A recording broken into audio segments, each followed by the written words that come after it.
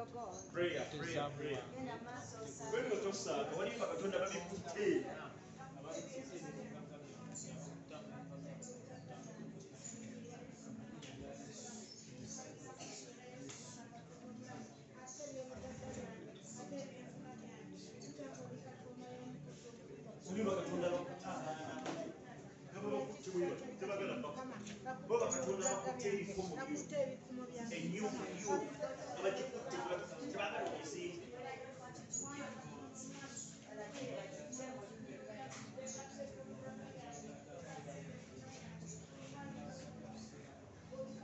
In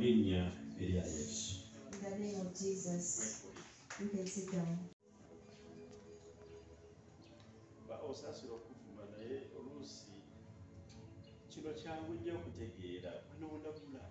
Forgive me for abusing you, but it's easy to understand that I'm prophesying. You're going to get money. But you ask yourself where it's going to come from. But it is coming. The Lord told you already. Mukama cho yachingambye dda.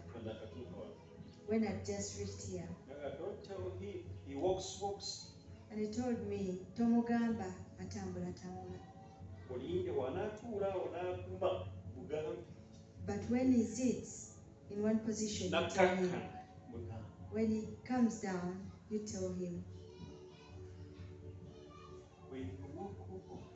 Tambula. These angels, you see them? They can come. God knows that this one has to be in charge. And they bring a package. When this one, when she's in the loose, that's why I don't put these things on the microphone, because they are very spiritual. They told you that now these people forget that I speaking is I'm like them. I can go to that. They think that they are the ones who are badly off and they move around. You are messing up. So the Lord is going to give you money. So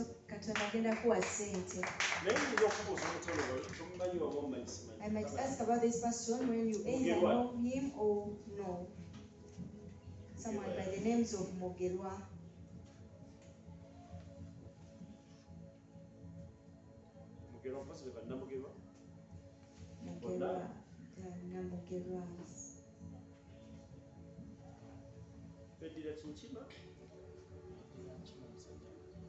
They're of the Monkey clan, man of God.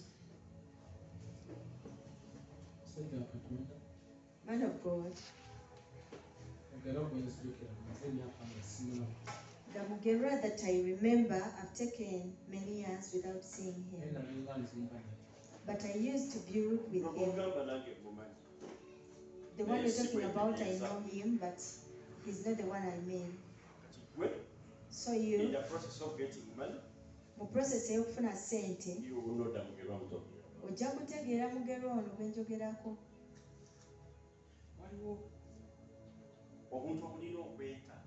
There are certain things that have to. They have to lose because they are small, but they are holding somewhere. So today they've lost. I don't know whether you understand what I'm talking about.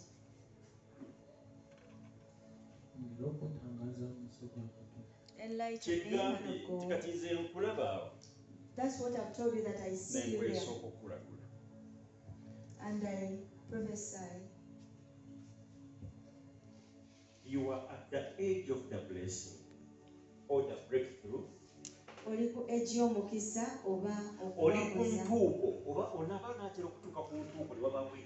As you're about to reach your destiny, something makes you to turn around. There are certain things that get hold as you're heading to your destiny.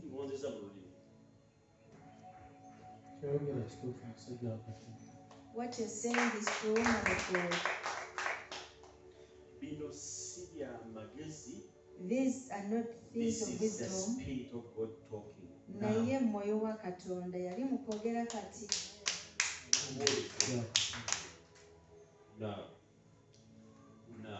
Kakati.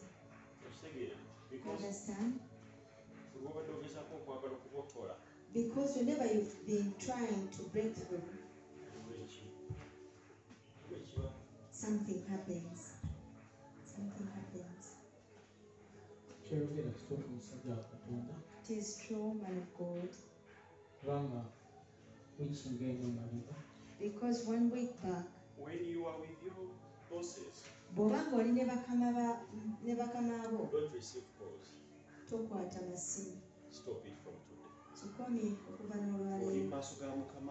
When you're before your boss, even if you see my call, you turn back to me later. It is true, man of God. But what I've told you, it has come from very far. You would have clapped for me. Because I've told you something that is very heavy. I even told it to Julia. I told Julius and I said, but why?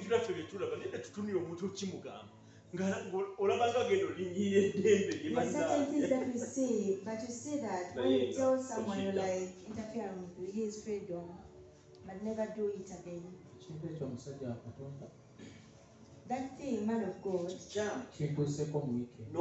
has happened to me 1 week back. It is very wrong. So many times the Lord has been telling me to advise you about it, but I said, let me leave you. You are building.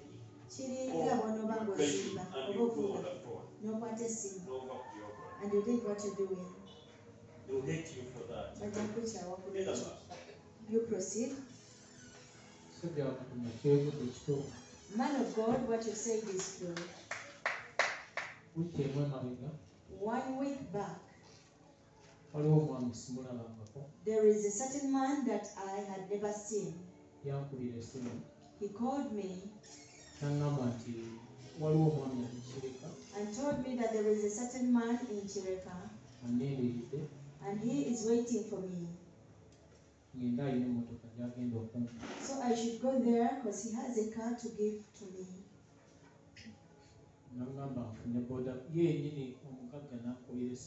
And the boss called me on phone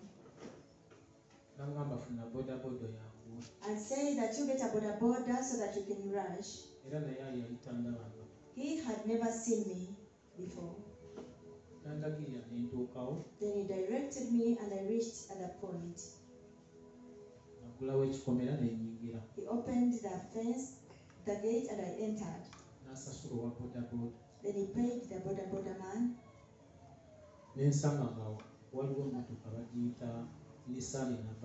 Then I met a car and it is Nissan Navara. It was a new car. He asked for my names and told me the man I was going to work for. And after that, he entered in the house and brought the key to the doors of the car. I had never driven that kind of car. I could just see them on the way.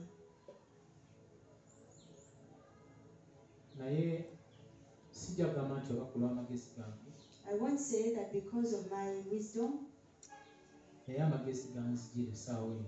but the knowledge came to me at that time. Because there are certain cars that I have that are related to that. There is a Benz that I've ever driven that had a key like that one. When I opened it,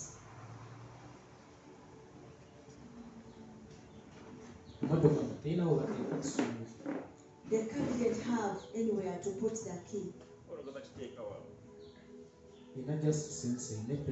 It just has a sensor. So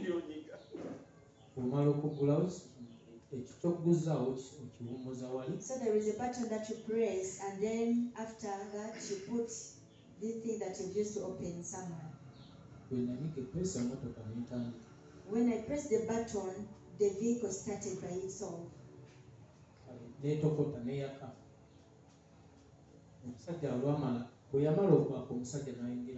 After it started, the man entered in the house. Then he dressed up because he knew that I know how to drive it. He entered into the car and told me that let's go to Golobi. So I drove the car and we went. It was at 3. But he left me.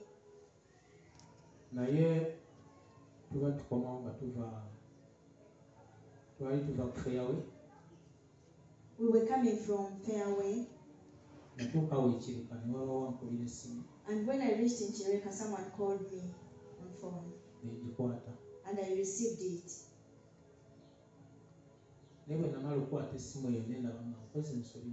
But after receiving that phone call, I saw that I'd made a very big mistake. And that is what you say, man of God. Not only that one, but all your bosses. Even if I make 2 ladies here to raise up. Yes, you was Uganda. Musajja Katonda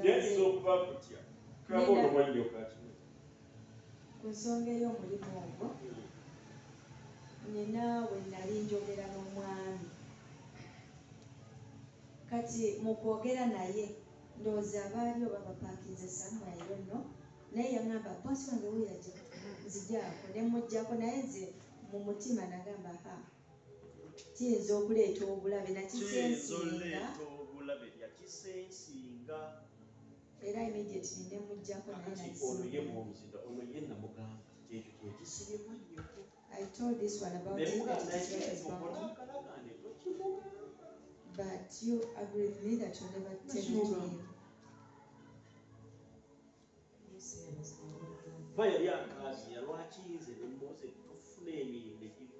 Because she was crying for me, that why is it that I and Moses get jobs and they go away?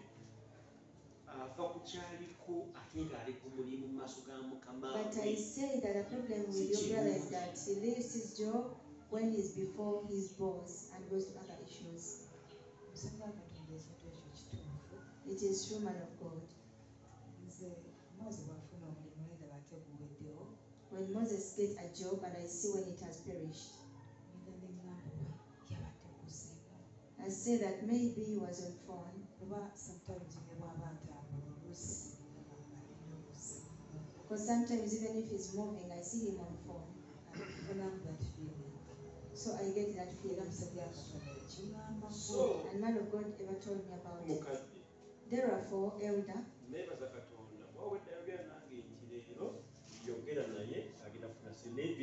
I thank God because I've been talking to me that he will get money. But I've also been saying that after telling you this, that the Lord has accepted me to tell it to you. Yes. Yeah. So,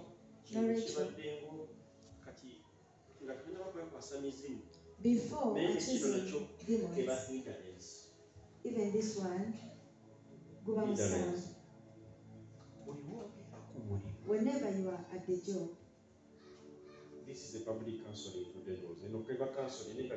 Public counseling. Yes, I've come out of prophecy and now I'm counseling you. Never allow to leave your job and move around.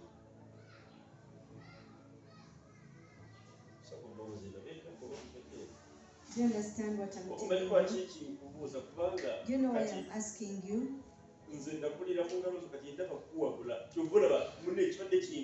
Because I grew up in your hands, so it has been troubling me to give you this, and yet it is from the throne. But if you always allow me, I'll always tell you because you don't want you to go astray. You see, the secrets of God cannot just be held anyhow. I'm always there silent, and yet I'm silent with people's prophecies.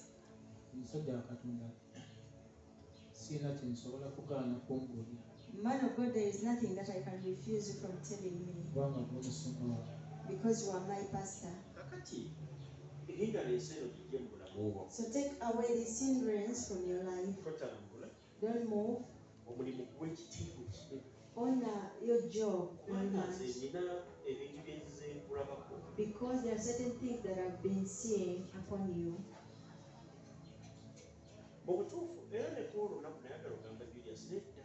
Even on that day, I want to tell Julius that you are angry for nothing. And you see, even after telling him, it first caused him to be angry. And there are certain things that we keep silent with. And so let me first leave Millie. I'll tell her when she has humbled herself down. And the Lord hits me very well and she comes down. And then I tell it to her when she's humble. But when you tell her, I don't say this only to the elder, but to all of you. Let me first ask, like someone with wisdom. I'm going to pray for you now. But who among you can never leave me around and say that this is my real church? Raise up your hand very well and put down your hand. Let me ask another question. Do you know what they call money?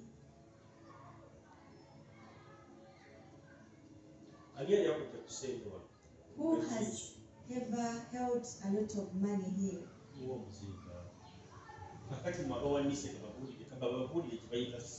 Let those people who are raising up your hands, let them tell you what they call money.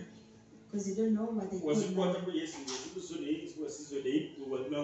You've never held it when it's yours and another when it's not yours. We just rise. You ask Jesus to give you that grace. Amen.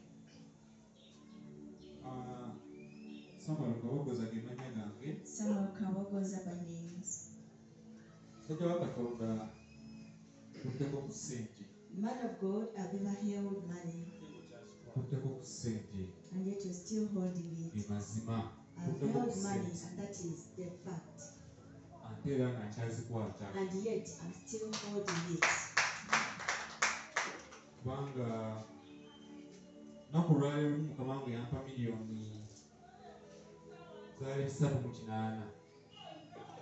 Because one day my boss gave me 380 million shillings. And that is nothing to his boss.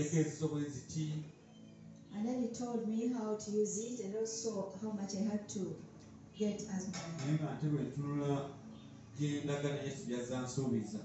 But as I looked where I'm heading and what Jesus promised me, I see as if I've not yet started. You explain to people what money is. You people who say that you cannot turn against me are just joking. Man of God. You start seeing me as your enemy. Now it is in Oman. But she sees that getting 600,000 is what has to cause her to turn against me.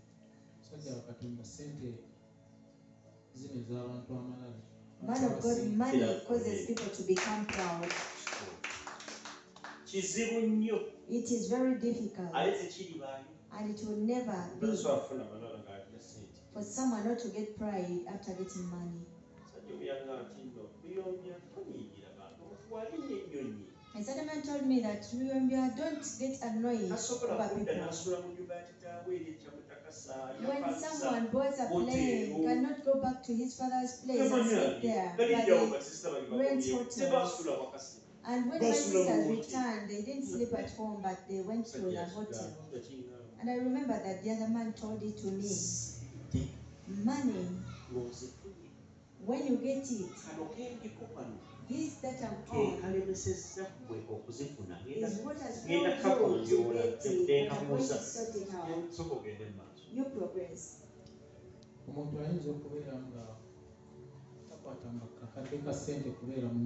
A person might be there when he has never got hold of 1 million shillings. And then he gets hold of it. He or she can even forget to return home.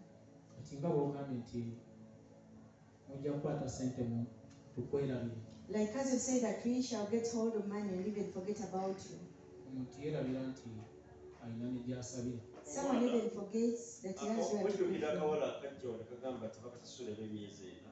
You remember the girl who came here and said that they not paid for over 4 months. Yes, man of God. I prayed for her, they paid for those 4 months and even gave her bonus, and she got confused. People who are here, pray so much for Jesus to give you wisdom. That is the only way how you will never give up on Jesus. I tell you, money changes someone. I've told you, money changes. I'm not afraid of talking about my daughter. Pray to Jesus to give you wisdom and take away stinginess. Not even Your story as you follow the word of God of encouragement. God bless you.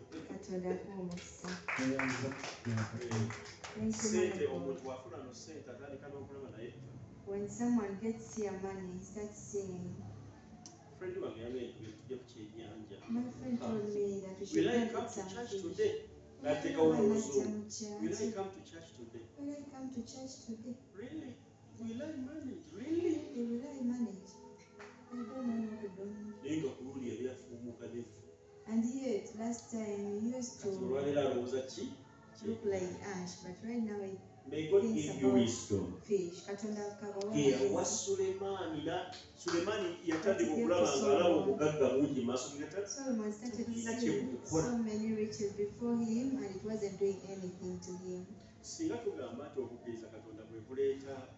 If we say that believing in God is what brings money, David would have been poor and Solomon. But it is wisdom, honor, commitment, love of faith, a hard heart that believes, no kukiriza. If I was weak, when